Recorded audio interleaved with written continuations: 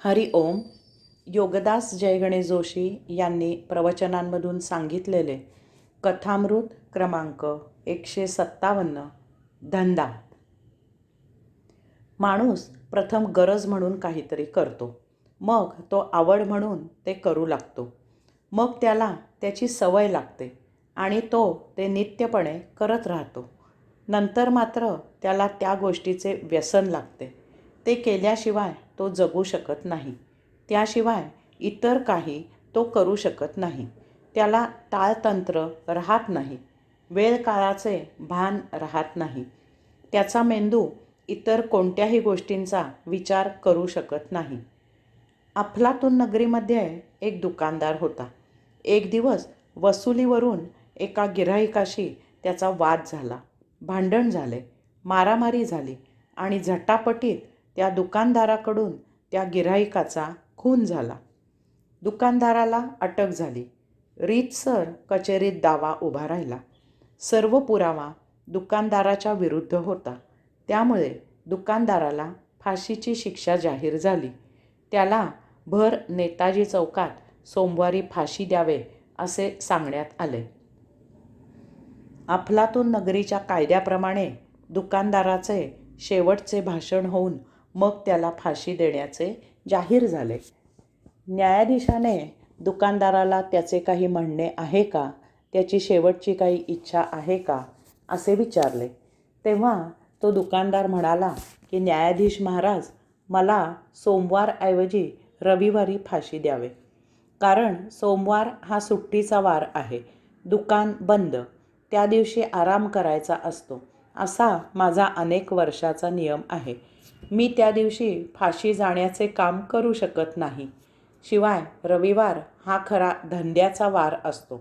त्या दिवशी काही धंदा झाला तर मला पाहायचे असते. तेव्हा कृपा करून मला सोमवारऐवजी रविवारी फाशी द्यावे अशी माझी शेवटची इच्छा आहे. फाशी झाली आहे तरीही दुकानदार दुकान विसरू शकत नाही हे पाहून न्यायाधीशांना आश्चर्य वाटले आणि हसूही आले. परंतु मरणाराची शेवटची इच्छा पुरी करावी या हेतूने न्यायाधीशांनी त्याची फाशी सोमवारऐवजी रविवारी जाहीर केली. शनिवारी संध्याकाळी काही टाळवाले त्या दुकानदाराला भेटायला तुरुंगात आले. 2 तास झाले तरी त्यांचे बोलणे काही संपेना.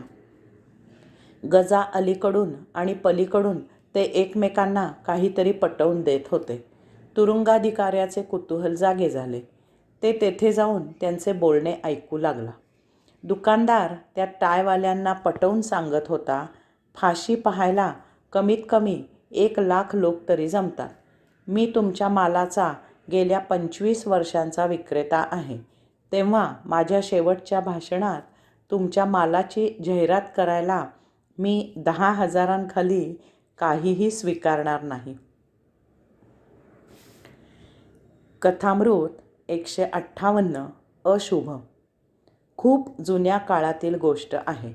अफलातून नगरीमध्ये एक बिचारा माणूस आपले काम बरे की आपण बरे असा अलिप्त भावनेने सुखेनैव राहत होता.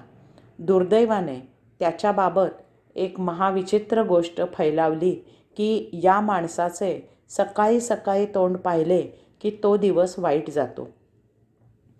शेवटी मजल एवढी गेली की एका दुष्ट महाभागाने प्रत्यक्ष राजाकडे त्या माणसाविरुद्ध तक्रार दाखल केली की ह्या माणसाला सुळी द्यावे, कारण ह्याचे दर्शन झाले की आमचे दुर्दैव ओढवते. दिवस खराब जातो. विनाकारण असंख्य संकटांना सामोरे जावे लागते. राजाने न्यायाधीशांना सल्ला विचारला. न्यायाधीशांनी सांगितले की यात काहीही तथ्य नाही. असे होत नसते.